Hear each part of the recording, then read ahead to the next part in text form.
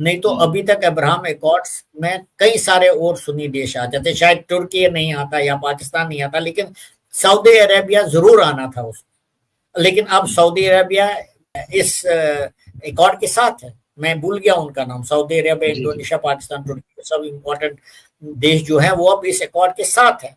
तो अगर शांति स्थापित होती है वेस्ट एशिया में तो सबके लिए अच्छी बात है ये। और एक चीज मैं बताऊंगा, अगर ऐसा हुआ, अगला टारगेट जो है डिसार्म होने का वो हिजबुल्लाह होगा लेबनान में, बिकॉज वो भी गलत।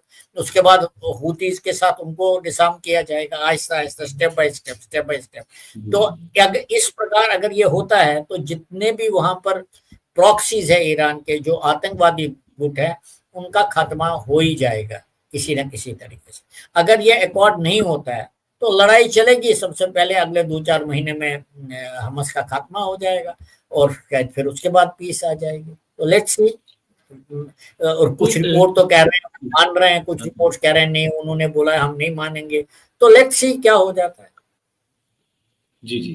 तो जो इजराइल है, तो आपको क्या लग रहा है कि इस चीज को, जो एक्सटर्नल प्रपोजल किसी भी का, इसका एक्सेप्ट करेगा? मतलब आपको लग रहा है कि वो अमेरिका की चाल पे ही चलेगा? नहीं, इजराइल और तो प्रेजेंट किया ट्रम्प साहब ने, इजराइल इज ऑन बोर्ड।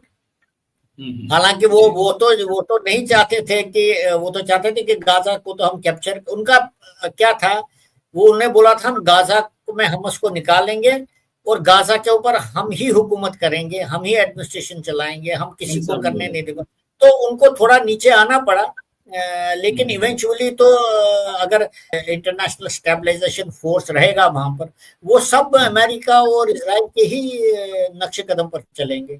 सो कुछ हद तक तो इजराइल नीचे आया है, कोई शक नहीं है इसमें। लेकिन अमेरिका को भी अपने जितने भी उसके दोस्त हैं, सऊदी अरेबिया है, पाकिस्तान है, आजकल कतर है, यूएई है, बहरीन, ये सब अमेरिका के दोस्त हैं, उनको भी खुश रखना था।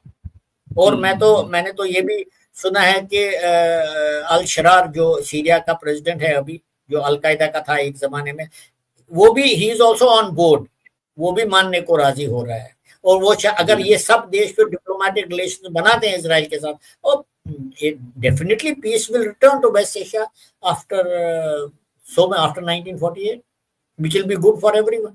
हाँ, हमास का खात्मा हो जाएगा, ईरान के प्रोसेस का नुकसान हो जाएगा, Iran has to live with that, क्योंकि ईरान को जो मार पड़ी अभी, हालांकि ईरान ने भी वापस इजराइल हमला किया, लेकिन ईरान तो अलग थलग पड़ गया ना, तो फिर वो ईरान के साथ डील करेंगे। जी जी जी।